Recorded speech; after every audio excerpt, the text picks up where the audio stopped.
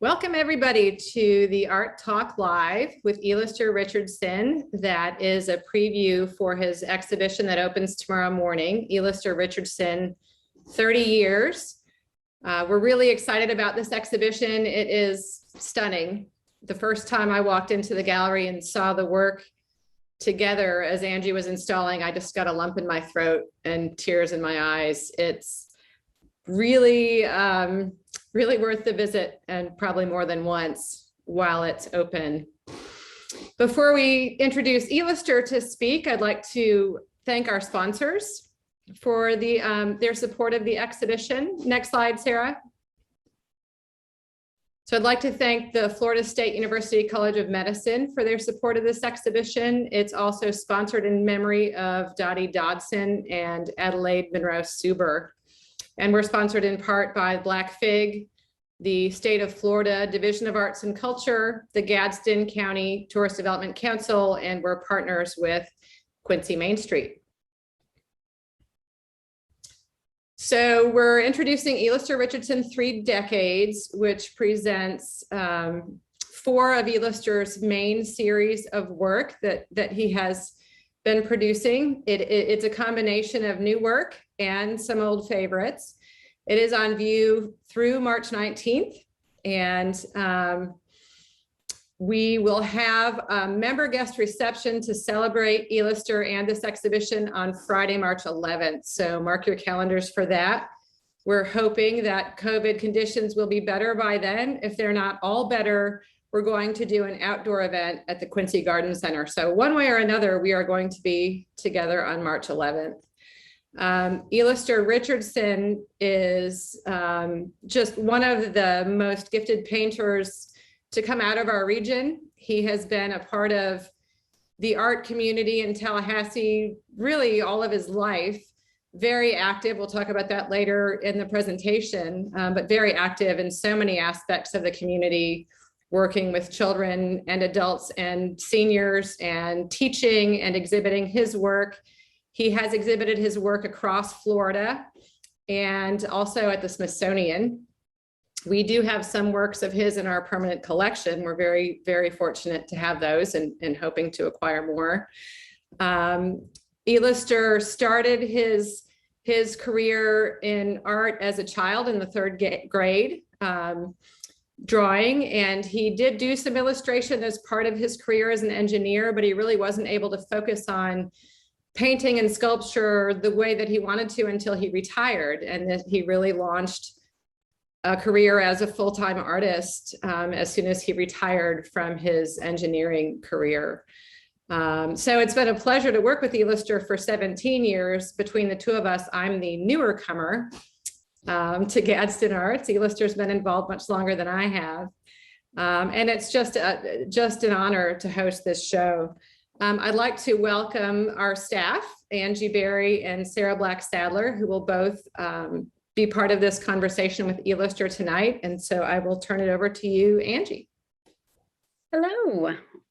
Well, I'm just thrilled to be able to be a part of another exhibition with Eluster. It's been really exciting to see this kind of 3 decades. I've been able to help him with a couple of exhibitions in the past with our quilt, Life of a Quilt exhibition we had, which was actually over a decade ago, and the May I Have This Dance in 2016. So it's really exciting to see these kind of series come together in this really powerful exhibition. Like Grace said, it's 4 different series that we're concentrating on, and starting work from the 1990s. So the kind of earliest work that you're going to see in this exhibition is part of the Jasmine series, which the earliest piece we have in the show is this one called Daddy's Shoes from 1993. And really, it's just a wonderful series. But, you know, Eluster really started this series to document his daughter. And so I wanted to ask Eluster, what motivated you to start making these paintings of Jasmine? A lot of us just have our normal cameras to take photographs, but what were you thinking when you wanted to paint her? I first started showing my work in the late 80s and the early 90s. And I was accepted in the Gainesville Art Festival, downtown art festival, outdoor festival. And time slipped up on me. And of course, I felt I didn't have enough material to show in my booth. So I kind of grabbed stuff off the wall in order to show. And during that time, during the show, looked like every other person I love the picture of your daughter. And so to myself, I said, well, I'm not going to sell my daughter. You know, I'm just filling it in. But time after time after time, until I gave way on the pressure of selling my daughter.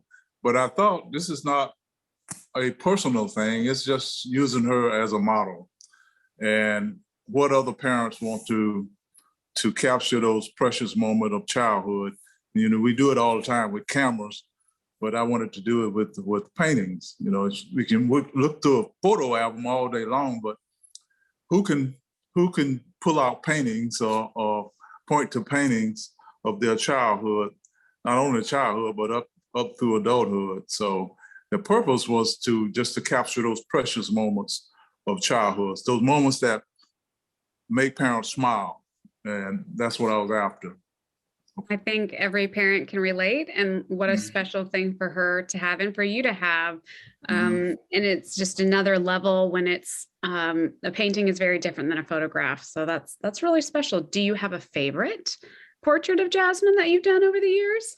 Yes, it's not part of the exhibition here, but I used to have one on my van, the one on my van. I have two, really, but the one on my van, I had a van that I had wrapped with one of the paintings of Jasmine looking back over the shoulder with these gorgeous eyes. And of course, that one is not complicated, just simple, but the eyes really told a story. And that was one of my favorites, but it sold in Detroit. But and another side story on that is one day an attorney called me and explained that this painting was part of a dispute of a divorce. They was fighting over the painting, who would keep the painting, and they wanted to know the value of it and a little about it. So that on a sad note, I don't like divorces, but on a good note, my painting is worth fighting over. Wow, absolutely. I'm not surprised, but wow. Yeah, my other favorite was one she was squatting on a beach, writing in the sand. And it's simple, but I really love that one. Wow. Oh, that's awesome. So what's interesting about the Jasmine series is that they've really gone for so many decades, because you've been documenting her whole life and portraying her. So have you noticed your practice changing over time, and do you think that's reflected in the Jasmine series? Of course. From the Daddy's Shoes, what you shown earlier, to one of the oil paintings, most recent oil paintings, you can see the quality of painting kind of age by age. And of course, from Daddy's Shoes to this quality of painting, what you see here is quite an accomplishment. And most of the time, you don't see all of them in a collective group like that, where you can kind of see the gradual change and gradual increase or gradual quality of it go up. So I can see the progression. And I want others to see the progression, that it's not stalemate, it's not staying the same. So it's graduating up. And I said the stock graph is going up. So absolutely, and I would think your relationship with your daughter changes over time too, just in terms of as she grows up and becomes, it's a very different, parenting a 2-year-old versus a 30-year-old. So of course, because many times when she was small, people ask me, well, what are you going to do when she grow up? I mean, are you still going to paint her? But she's all grown up, and I'm still painting her. So it's a never-ending. Hopefully, it's a never-ending process where I can document all the way up to where I am not able to do it. So that will be my goal to do that. It's really special. That's really neat. Now you see this one versus the Daddy Shoes. You Yeah. see the big difference. Absolutely. Mhm. So One other thing I want to mention is that in the earlier age of Daddy Shoes, 2 years old to 5 or 6 years old, all of them are watercolors, simply because during the pregnancy, my wife couldn't stand the smell of the paints. So I painted, I was in a panic mode, but I started painting watercolors. And you'll see the watercolors in the earlier days and then graduate back over to the oil paintings, what you see now on the screen. But really? during those times, it was smell sensitive. So the watercolors was my best bet. You may see all of them in watercolors in the earlier, and most of the oils now. So. Wow, that's so interesting. I didn't know that, Yeah. but I could see that. I could definitely see how that would be bothersome. So do you feel like you've learned anything about yourself during making this series, like either, as an artist or a parent or even as a person? Yes, I was the shyest person you ever want to see. Withdrawn. If I had to do this, let's see, like 30 years ago or more, I would not sleep the night before. I couldn't talk. Public speaking was not my thing at all. But as my painting and confidence of my painting grew, I was asked to speak about my paintings. And as time went on, speak about my paintings. Now it's not a big deal at all to speak about my paintings, and my shyness is gone away. And I've contributed that to the confidence I have in painting, helped me along with my shyness. I couldn't walk up to a person and start a conversation. That would be so hard for me. So. Well, and to be able to speak about your work is really impressive as well, because a lot of artists, it is hard to public speaking in general, but just to be able to talk about your work is, you do a really good job of that as well. So, that's so interesting. Well, thank you. Wow. And painting people, getting to know people through my work is rewarding, because some of the people I've met I wouldn't have met otherwise. So it's kind of broaden your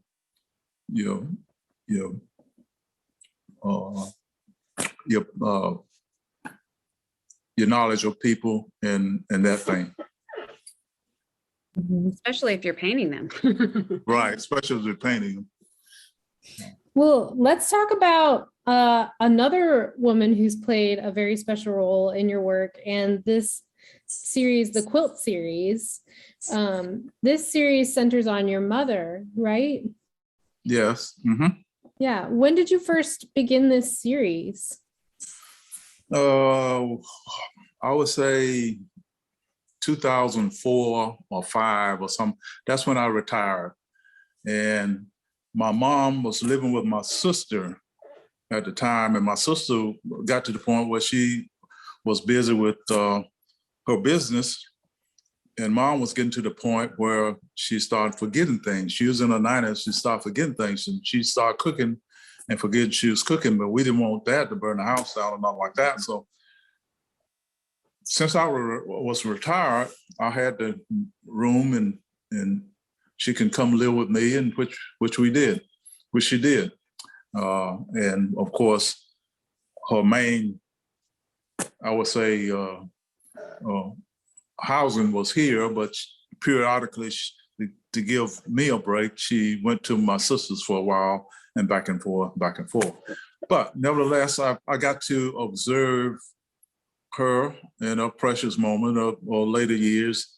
And of course, that was touching, just as much as my daughter. That was touching to see her in her passion, which is the quilt making, and how passionate she were with that. She was proud of what she did, and we spent a lot of time in Joanne Fabrics trying to find things for her to use. So that's when I started that, and I wanted to document that also. So you started it after she moved in with you? Yeah, I had a few, one here and there, but to think about a series of paintings, that's when that started. And what did you want to focus on your mother, or was it the quilts that inspired you, specifically her quilting, or? I wanted to her passion for her craft to live past her. She was a housewife. She never had a job, and I wanted her name someplace other than the Census Bureau. So in order to do that, I wanted to document her craft, and her craft is quilting. So I featured her quiltings in my paintings in order for them to live past her and live past me. And now I believe they are doing just that, especially past her, but I feel that they're on their way past me also, because I do have a few museum collections that have my mom quilts in. So that was my objective, to have her quilting, her passion, live past her. And just as my passion, I wanted to live past me. And in this piece, is this Jasmine posed with one of your mother's quilts? Yeah, that's one of the, I used to tease all the time, because during that teenage years, they sleep a lot, but in the bed sleeping, wrapped up, that type of sleeping. So I wanted to capture that, and I thought that was the coolest thing to do so. And it sort of draws this direct line from your mother's legacy to her lineage. Yeah, and plus it's tying two generations together. My mom's generation, the elderly, and my generation doing the painting itself, and my daughter's generation, where we got the old, the middle age, and the youth. It's all in one. So you can take it as my mom, or you can take it as an artist, or you can take it as my daughter's legacy of being a model of all of these paintings. This next image, I think, is the quilt that's painted here. Is this that quilt that she's posed with, or is this a different one? Yes, that's the quilt. Yeah, that's one of the quilts that's in the painting. And of course, I got quite a few of them, but these I kind of selected because of the composition of the quilts, the squares, and kind of remind you of the G-bend quilts a little bit, but she never knew the G-bends, but it looked like the G-bends, and how that come about, it's puzzling to me, when you step back and look, because that looked just like the G, but she never met the G-bends and have no idea what the G-bends are quilt, but our quilts look just alike. So that's a mystery, but we'll solve that problem another day. And you said you wanted to build, you wanted to honor her legacy and her craft through your own craft, like honor her passion with your passion. Yeah, I've tied it together so they might live together past. Did that change the way or impact the way you approached these when you were composing the paintings or conceiving of them? I wanted a little me. Each time you see one of these paintings, either Jasmine or Mom or any of the other, you're looking at a part of me. These supposed to speak for me. So when you view these paintings, just think about me, or their subject matter is standalone by itself, but there's a part of me in these paintings that I wanted to tell, a story I wanted to tell. Yeah. And can you tell I was a mama's boy? Yes. Anybody who spends this much time honoring their mother's legacy is a mother's boy or daughter. Yeah. And you've also mentioned how you enjoy painting still lifes and scenes with the quilts because of the technical challenge. Can you talk about that, about painting these fabric pieces with so much pattern? For some reason, I love to solve complex problems. You know, that's what I did at the phone company. You know, when they had a phone, when they've had trouble on the line, trouble out in the field, trouble with your lines or placing lines or whatever the case may be, they call engineering. Now, I'm the guy that solved the problem. And I like solving complex problems, putting gadgets together and so forth and so on. So the complexity of painting fabric and quilts is right down my line. And those little patches and cloths and, you know, stitches and that type of thing, the detail that goes into it, much like the stripes on her shirt, on the blouse there is complicated because of the rows. You know, I had to roll it or paint it several times in order to get those folds just right, because, you know, after a while they could look kind of crooked or something. But that's what I like, and I enjoy doing that, and that adds to the challenge of painting. And I don't want to make it too easy for me, because when I get kind of bored when it gets too easy. I don't think anybody would look at your work and think that it's easy. That's the complexity, or that's the complexity, I would say, of what I wanted to show is I like that kind of thing. And you can see here, so this is your painting, the one we were just looking Yeah, at. that's next the to- same quilt, and that's the painting that go along with that quilt. Of course, she was sitting on her bed at my house here, and, you know, of course, I kind of changed the background of what all she had, but that's part of the, you know, the overall design of the piece for composition purposes, you know, and color variation. So after I have to think these things out, color composition, layout and design, all of that comes into play when I get ready to do a piece like this. It's so interesting in this series, the way that you color blocked the background is very reminiscent of the way that quilt pieces are built and put together. Yes, because I wanted to be uniform, you know, in the background, it's reflective upon what's in the foreground. And you know, for example, I don't want circles in the background, squares on this side, you know, it's all in composition of the overall piece. So the focus is her and the quilts, not the background. So I wanted to make the background a little simple, and the foreground is the really complex quilt folds and all that type of thing. And then we have this surprise piece, a bronze sculpture. Where did the inspiration for doing a bronze come from with this series? Believe it or not, I love 3D work, you know, whether it's bronze or pottery or some of Mark's wire sculpture, but I just don't have time to do it. I'm solely concentrating on painting ability. But I like bronze, and that's the first one I tried of doing a mom and sewing her quilt, and I think it worked out. That's the first one, and I think it worked out pretty good.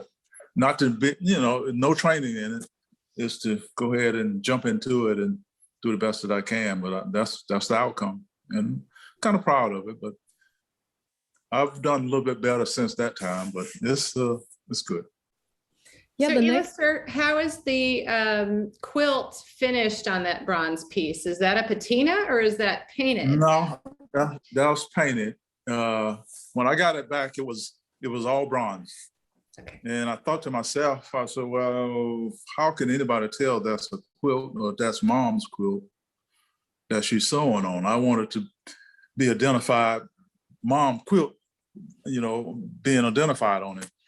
So I painted it with my regular oil paint that I paint my paintings with. I painted her pattern on the quilt that you just seen earlier. That's the one that we was talking about. Looked like the G-Ben style. That's the same quilt. Now that you say that, I can absolutely recognize it. Yeah. Yeah. So there's only a very small handful of this huge series that you did, the Dancer series, but I wonder if just for everybody, you could talk through a little bit about this series.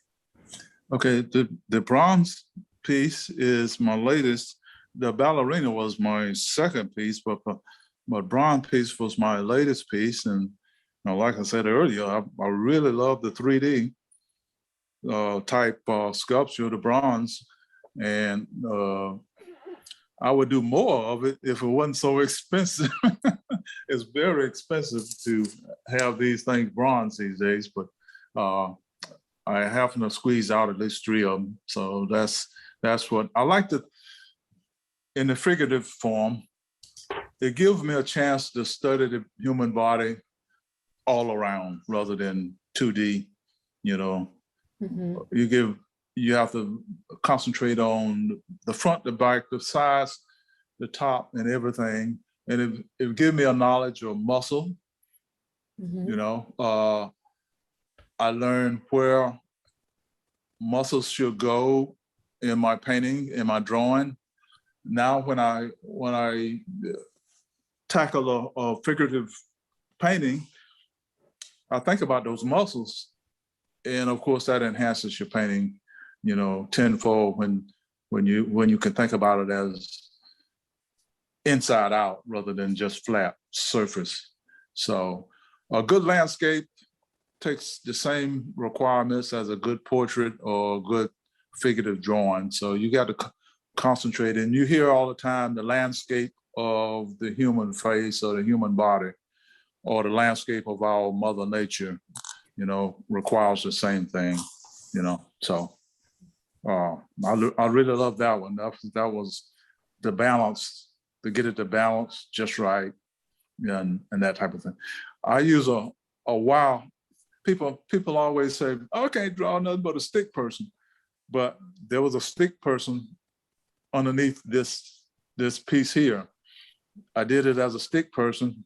There's a wire runs all the way up to the head, and then the shoulders and arms. There's a wire stick person, and of course after that I put styrofoam on it and shaped that styrofoam to the muscles, and then put the bronze after that, and put it and started the detail. So that's the process on that. So I like that. It gives you time to really get into some really detail and emotions and motion of the figure, and that's what I like. Mm-hmm. And you also we only have in this show one of the paintings, but you did a whole series of paintings to go along with the Dancer series. Can you just talk a little bit about this piece? Yeah, so I teach painting at Brush and Palette. I always want to do a homeless guy dancing. You know, in my dancing series, I got everybody. I said, well, you know, homeless communities, some of them, I really want to capture that passion of their community. So what I want to do is show a little happiness in the homeless community. And I asked my students, so, well, have you ever seen a homeless guy dance? I'm quite sure he or she have danced sometime in their life. So I want to have see could I find a model to dance for me, which is next to impossible. So yes, that's the guy on the I-10 right there. We'll go down and ask him. No, I don't feel comfortable asking nobody to dance for me, and then, you know, I'll paint a picture. But nevertheless, we jumped in the car after class. We jumped in the car, but he didn't agree to it. So what I did, I went home, dressed up like a homeless, one of my big jackets and shoes untied and on, and danced around. And my daughter snapped shots of me dancing around, and I picked the best shot that will fit what I needed. And I added the bike and the rest of the, you know, miscellaneous stuff to it and the flag to it. So that's all. That's me. in that I modeled for that one. So that's the story behind that one. Is this your only self-portrait? It's the only one I've ever seen. I have a few, but somebody will find them in the attic somewhere, but they're not on display. Not on display. I don't think most artists kind of shy away from their own personality and own, and they concentrate on others. And some artists like to do their self-portrait, but most artists I know just don't like to do this to themselves. Maybe it come where I can get good enough, good enough, as they say, good enough to do my own and be satisfied with it. Because everybody see themselves different. You may see yourself, others may see yourself different than what you see yourself. So, yeah. So, Eluster, you say you really like a technical challenge, and we see another series in this exhibition, which is your landscapes. What brought you from these other series that we've talked about to your landscape series? After doing figurative work and portraits for quite some time, and often people ask me that, you ever do landscapes? Yes, I do landscapes. I can do landscapes, but that's just not my thing right now. I just don't want to do it. But for some reason, there was a craving to do landscapes down at the coast, the forgotten area down in the forgotten coastline. Much like a craving we have for food or a craving we have for anything, it just nags you until you do something about it. So every day I would think, oh God, why do I want to do landscapes, the forgotten coast, when everybody in the world have done that? Plein air people, the plein air groups, been painting that for years and on and on. What make me want to do that? And I kind of ran it by one of my painting buddies and said, well, is not your painting good? No. Well, do it, because you may have a different perspective on it. Mm-hmm. All right, let me. That's some good advice. Let me go out and do it. I made several trips down the Forgotten, walked around and said, why in the world? I just can't feel it. I just don't want to paint a bunch of boats and this and that. But I started and let my creativity start flowing. And of course, the rest of it is kind of history of, I took some of the parts, like the dramatic skies. The skies were nearly like that. It was plain skies, but I added the drama to it. I took what will be naturally a plain landscape and dramatize it, as you may say, like a better word to dramatize this, by the clouds or the water or the controlling the light in a piece that really, really, I think, draws your attention. So. Absolutely. And I noticed, go ahead. And this one is the most significant to me of all the paintings in the series or in the exhibition, simply because that's Orchard Pond. To the right of this painting, if you're viewing it to the right of this painting, is where my dad drowned. Oh. And my dad have the same name as me, Eluster. And that's the most significant piece in the whole series of whole exhibition to me. So it's not only we grew up right at that pond, every day we was there, and we knew it back and forth like our hand, but that's where my dad's not much been said about my dad, always my mom, but that's where he passed. And I noticed this painting has more somber colors, more browns and more fall colors. Is that why you made that color choice? Or yes, that's part of it. You got to reflect your feelings. Most artists, if not all artists, feelings are reflective upon what they do. You know, if you're a somber person, you're going to be reflective of in your work. Happy person is going to be reflected, and on and on. If you got a serious problem, it's going to be reflective in your work. Whether it's alcohol, drugs, or whatever the case may be, it's going to be reflective in your work. So, like I said earlier, your work is a part of your personality and you. So that's all. That's all the reason. It's always a reason, a plan, and a reason for me painting a certain piece. Well, and I see in that piece, getting back to design a little bit, and you figuring out puzzles and really distinguishing yourself in your style. That piece was a square composition, which is unusual. And then getting on to this next piece, you're doing almost a panorama, which is uncommon in landscapes. Can you talk a little bit about your choice there? Yes, because like I mentioned earlier, landscapes really is not my thing, and I'm trying to capture the personality and trying to draw that personality out, much like my portraits. I want to reflect upon that personality of the person. Now, most of the time, if not all of the times, we as humans see landscapes in a panoramic view. It's not square here, square here, square here.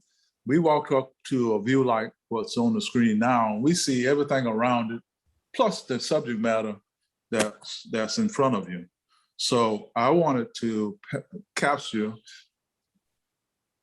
not only the audience, but the piece itself draws you to it because of that panoramic view. And most of the time, we just don't see it in landscape. It's all squared up. But I wanted to see more of the landscape than what's that common block.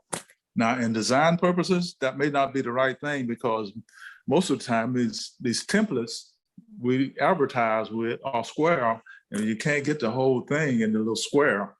But nevertheless, that's another problem to solve. But I like the panoramic view that really gonna grab you once you view the exhibition.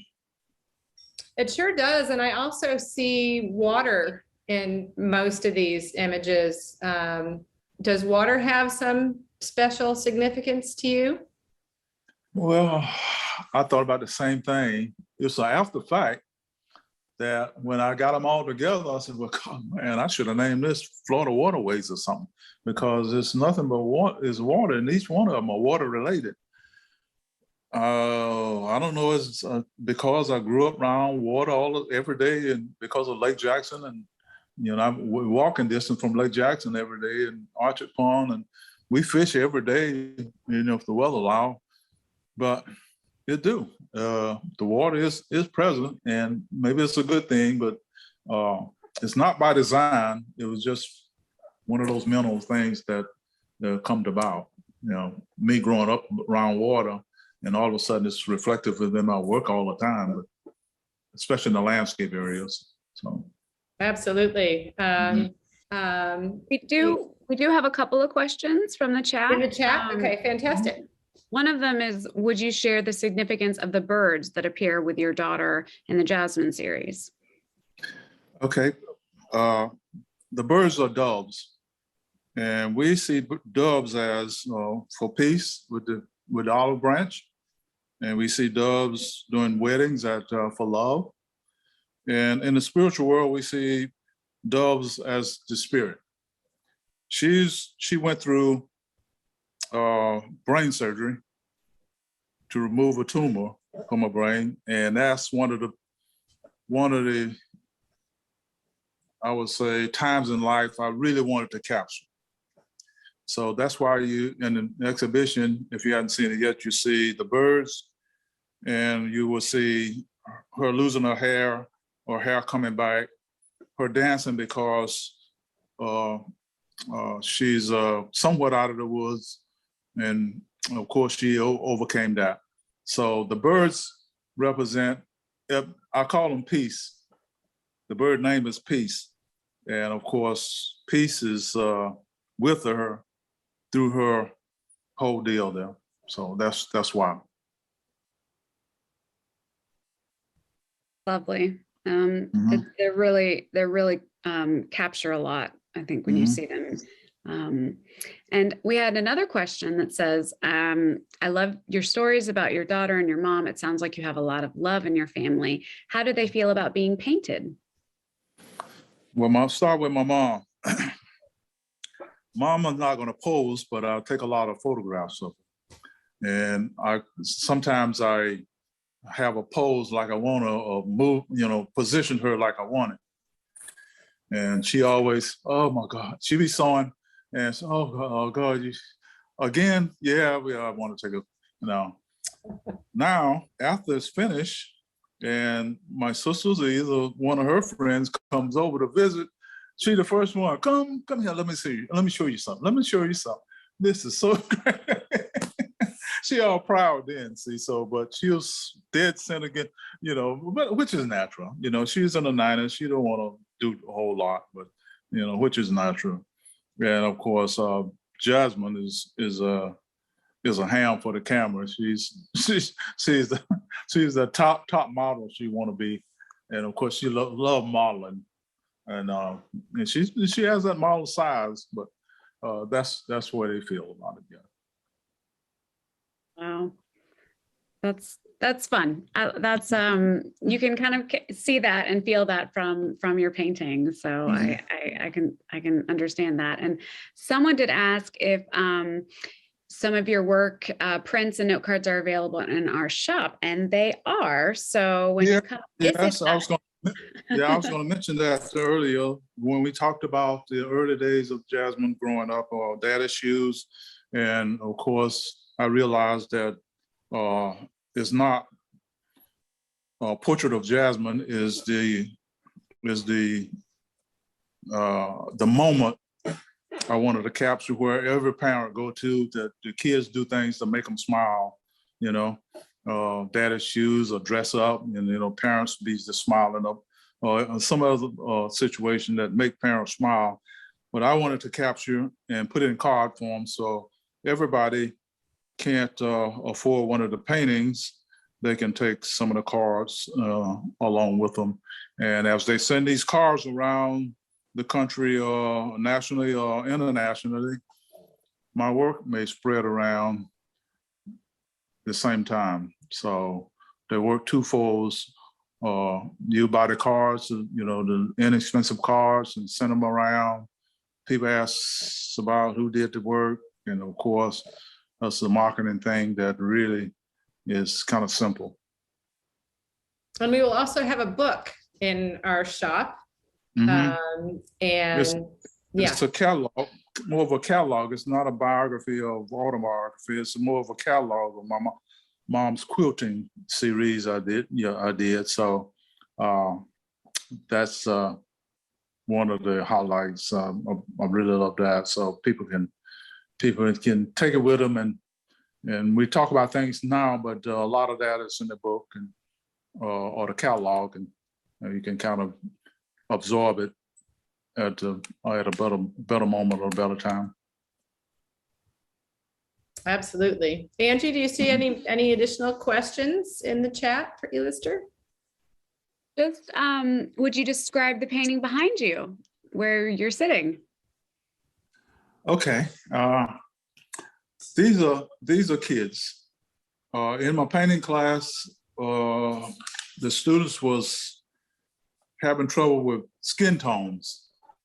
And I agreed to say, we're going to do a different skin tone every week or every 2 weeks, or how long it's going to take. And that's what I did. I did skin tones of different nationalities every week. I did an African American, an African, Caucasian, Asian, Native American, and Latino. All have different skin tones. All are kids, but they're just only difference is the skin tones, the colors you use. And I named it Save the Children Through the Arts. When I go to elementary schools, I do my presentation I draw a caricature of one of the students, and they don't love that. And at the end, I asked who is the best artist in the class, and they point to, and they pick one person, and he or she comes up and draw me. And you may not can see it, but those little drawings are transferred over to the paintings, and I put them in a collective form of a whole one piece. And of course, that's my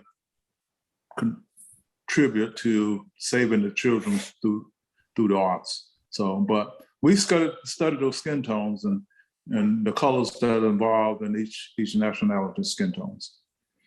There are more than that, but those are the major ones that we accomplished. And I want to get it too big.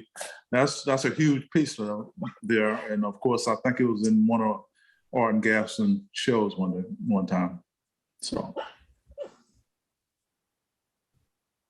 It was. mm-hmm. All right, any more questions, Angie, that you see?